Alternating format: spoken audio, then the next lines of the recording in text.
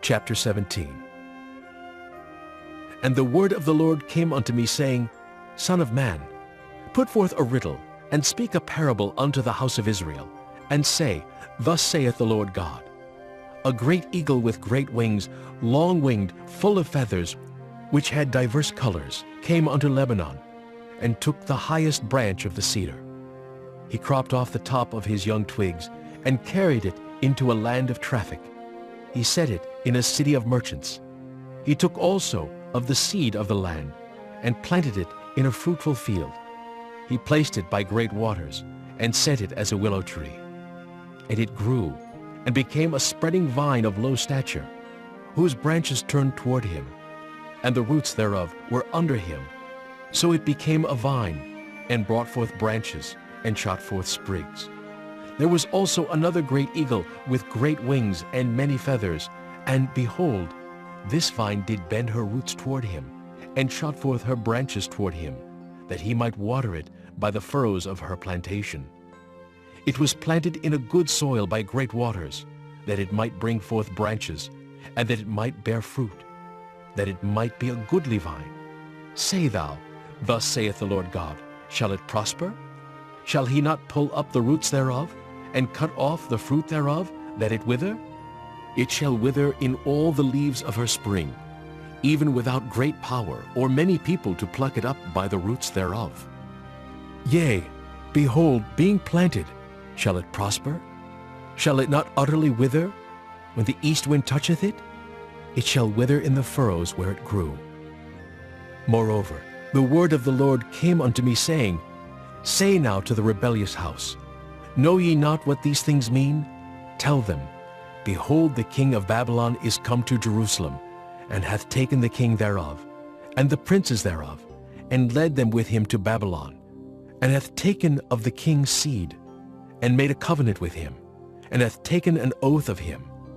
He hath also taken the mighty of the land, that the kingdom might be base, that it might not lift itself up, but that by keeping of his covenant it might stand.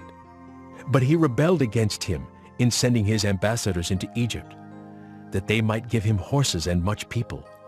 Shall he prosper? Shall he escape that doeth such things? Or shall he break the covenant and be delivered? As I live, saith the Lord God, surely in the place where the king dwelleth that made him king, whose oath he despised, and whose covenant he brake, even with him in the midst of Babylon he shall die. Neither shall Pharaoh with his mighty army and great company make for him in the war, by casting up mounts and building forts, to cut off many persons. Seeing he despised the oath by breaking the covenant, when lo, he had given his hand, and hath done all these things, he shall not escape.